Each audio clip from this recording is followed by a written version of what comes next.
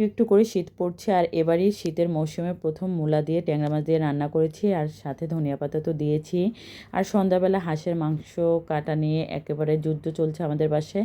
রাতের বেলা একটু দর্জির কাছে গিয়েছিলাম ড্রেসের মাপ দিতে। সব কিছু মিলে আজকে ভিডিওটি সাজানো হয়েছে। আসসালামু আলাইকুম, নতুন একটি ডেইলি ব্লগ আপনাদের সবাইকে স্বাগতম জানাচ্ছি। আশা করি সবাই ভালো আছেন, আমিও আল্লাহর মতো ভালো আছি। রাফির আজকে শেষ পরীক্ষা, বাংলা পরীক্ষা দিয়ে তার পরীক্ষা শেষ। সে তো আজকে থেকে মহা খুশি। পরীক্ষা দিতে যাওয়ার আগ মুহূর্ত পর্যন্ত সে এভাবে পড়তে থাকে, মাশাআল্লাহ। তো পড়ে এখন সে যাচ্ছে, ওর সাগরপুপা এসেছে নিচে।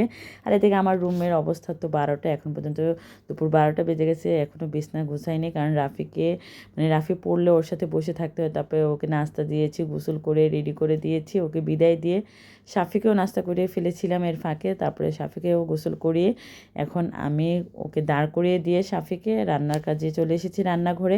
আজকে আমি ট্যাংরা মাছ দিয়ে মূলা তরকারি রান্না করব, আর সাফিদের জন্য পাঙ্গাস মাছ আলু দিয়ে ঝোলঝোল করে রান্না করব। তো আমি ট্যাংরা মাছগুলো ভেজে একটা বাটিতে উঠিয়ে রেখেছি, আর এদিকে আমি পাঙ্গাস মাছটা ভেজে নিচ্ছি। আর আমার অন্যদিকে তো ভাত বসিয়ে দিয়েছি, যেহেতু সাফিকে ভাত খেয়ে নিয়ে যাই।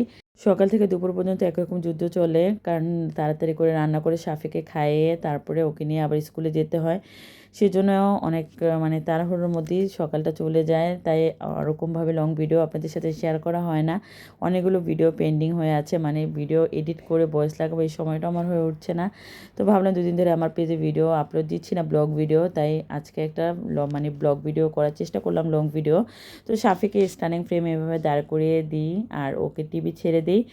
আর এখন বাজে দুপুর 1:30, যেহেতু আমি রান্না করি, ওর সাথে তো বসে থাকা সম্ভব না, তাই ওকে দাঁড় করিয়ে দিই, একটু পর দেখতে আসি। আর এদিকে আমি মশলা কষিয়ে এখন মূলা তরকারি দিয়ে দিয়েছি, আর মূলাটা কিন্তু হালকা সিদ্ধ করে নিয়েছিলাম। এখন মূলাটা কষিয়ে তারপরে আমি ভাজা ট্যাংরা মাছ দিয়ে দেবো। আর এদিকে কিন্তু আমার ভাজা মাছও দেওয়া মানে হয়ে গেছে। মশলা কষিয়ে আলু কষিয়ে আমি মাছ ভাজা দিয়ে ঝোল দিয়ে দিয়েছি। যেহেতু খুব তাড়াহুড়ো, তাই পুরো রান্নার ডিটেলসটা আর আপনাদের সাথে শেয়ার করিনি। আর এদিকে কিন্তু আমি ধনিয়া পাতাও দিয়ে দিয়েছি ট্যাংরা মাছের মধ্যে। মূলা দিয়ে ট্যাংরা মাছের তরকারি কার কার পছন্দের অবশ্যই কমেন্টস করবেন। আমার কাছে এই তরকারিটা অনেক বেশি ভালো লাগে। যাই হোক, রান্নাবান্না শেষ করে সাফিকে নিয়ে স্কুলে গিয়ে থেরাপি দিয়ে বাসায় আস্তে আস্তে সন্ধ্যা 7টা। তারপরে বাসায় এসে মানে এখন হাঁস কাটা নিয়ে যুদ্ধ চলতেছে। গ্রামের মানুষ কীভাবে যে এত সুন্দরভাবে হাঁস কাটে আমি জানি না, খুব দ্রুতভাবে হাঁসগুলো কেটে ফেললো, আর পুরো হাঁসের চামড়াটা একসাথে খুলে তারপরে হাঁসটা কাটলো। মানে আমার কাছে অবাকই লাগে, আমার তো হাঁস কাটতে গেলে ঘন্টার পর ঘন্টা চলে যায়, আমার হাঁস কাটাটা সবথেকে কষ্টের একটা কাজ মনে হয়।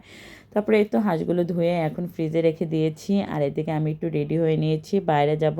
কিছু ড্রেস অনেকদিন ধরে বানাবো বলে বানানো হয়নি, যেহেতু সাফিকে থেরাপি দিতে যাই, তাই আসলে এই সুতি টাইপের ড্রেসগুলো আমার পরতে কমফোর্ট লাগে, তাই ড্রেস বানাতে এসেছি। আর ড্রেস বানাতে যাওয়ার আগে মানে দর্জির কাছে যাওয়ার আগে লেসের দোকানে গিয়ে লেস কিনতেছি, আর প্রত্যেকটা জামাই মানে লেস দিচ্ছি, সেজন্য অনেকগুলো লেস কিনলাম, প্রায় 400 টাকার লেস কিনলাম। তো লেস কিনে এখন আমি দর্জির দোকানে যাব। আর মানে বেশিরভাগ লেসই আমি সাদা টাইপেরই কিনি, কারণ সাদা লেসগুলোই জামার মধ্যে ফুটে, আর যে কালারগুলো ড্রেসের সেগুলোর মধ্যে সাদা লেসটাই বেশি যায়, সেজন্য সাদা লেসটাই কিনেছি বিভিন্ন ডিজাইনের।